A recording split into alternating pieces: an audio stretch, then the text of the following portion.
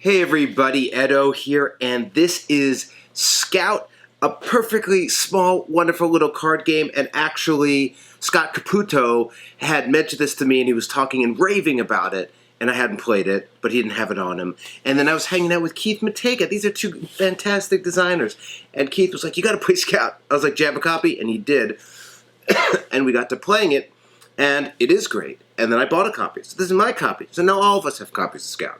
So, you should too. But actually, if you're familiar with Fuji Flush, this game is remarkably like Fuji Flush. It's a little different. Some of the nuances are different, but they're both great games. I might like this one more. I'm going to link my review of this in the description. This is fantastic. But anyway, let's go back to Scout. So in Scout, what we're going to be doing is we are going to take a few cards out based on the numbers of players, and then we're going to deal out the entire deck of cards, 2, 4, 6, 8, 11, 10, 11, 12, however many. And so here's the hook. Each of these cards has two numbers, a top number and a bottom one. These are two nines, right? No, 6 and a 9. This is a bad example. Let me show you a 7 and a 4. Okay? Hey, so there's a 7 and there are 4. One's at the top, one's at the bottom. There's a bunch of other stuff on this card, like icons and names. They don't mean anything. It's just the two numbers. But if you set that aside, what you do is you draw your hand. You do not manipulate the cards. You splay them, but you do not reorder them. You don't do what you would do in poker or gin rummy or whatever, where you like put your sets together and stuff like that. You just lay them out like this. And you can't change them. So that's, you get what you get. You don't get upset. But what you can do when you first get your cards is, if you want to, you can flip them over, and now you have the other cards. But you can only do that once at the start. So what are we trying to do here? We're going to be going around the circle, around the table. Everyone starts with one of these little tokens. I'll talk about it, and one player has the starting token. We're going to go all the way around, and when we finish, everyone's starting around. The game's going to be over when the round ends. So you are going to start making sets. Sets are either all of the matching numbers, or it can start with just one card. So it can be like a 7, or 2 7s, or 3 7s, or 4 7s. That's one kind of set, matching.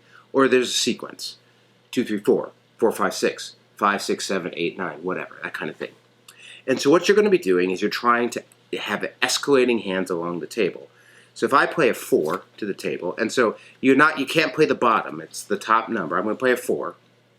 Going around the table, people are going to try to beat that card. Well, how do you beat it? Well, you're going to show, and if you show either a higher number, so I can just beat it. So if I played a 4 and somebody plays a 9, that'll beat it. Or more a 2 pair, or a 2 cards in a row in a sequence. So like my 4 could be beaten by a 9. It could be beaten by 2 3s, because there's 2 of them, or it could be beaten by a 3 4 or 4 5. So we're going to keep going around the table. When you beat a card, you take it and you replace your set in the middle, and you take it and it's worth a buck. And so as the sets are getting bigger, winning them is worth more money, and at the end, if no one can beat your set, you win the hand. And then people are going to get negative points for what's left in their hand. And so you're escalating up. Now, there's one nuance here where a straight, if I have 2 3 4, that can be bettered by a 4 5 6. If I play 3 of a kind, so 3 2s, matching, you can no longer go to straights. So straights keep going up. They can be beaten by all the same, and then unless you increase the total number, once you're in like matching land, you can't best it. The other thing you can do is you can scout. I can't beat that. I can scout, and I get to take one card from what's showing. If it's just one card, I can pick it up. If it's multiple cards, I have to take from either side. I can't take from the middle. If you imagine I have a 3 4 5 6, if I were able to take from the middle, I would break the straight. That's convenient because you get another card to use. Cool thing, when you pick it up, you get to decide how to put it into your hand, where and which orientation. That's how you're going to make better straights in your hand. That's the other part of the hook. But it also makes it easier to beat for everyone else because you've reduced the size. We go around and then we just score points as we go. It's simple. It's fun. It takes a little while, like even explaining it, but getting through like the pairs versus the straights and how that works. But you do, and everyone gets it, and it just plays fast, and it's really enjoyable.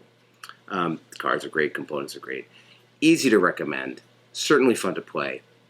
If I had to pick one, I'd probably pick Fuji Flush. But they're both welcome in my collection and easy to take out and play. So, this is Scout.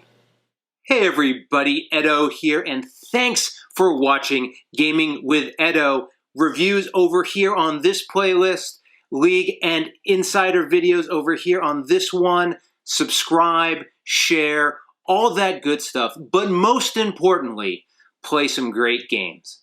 Thanks.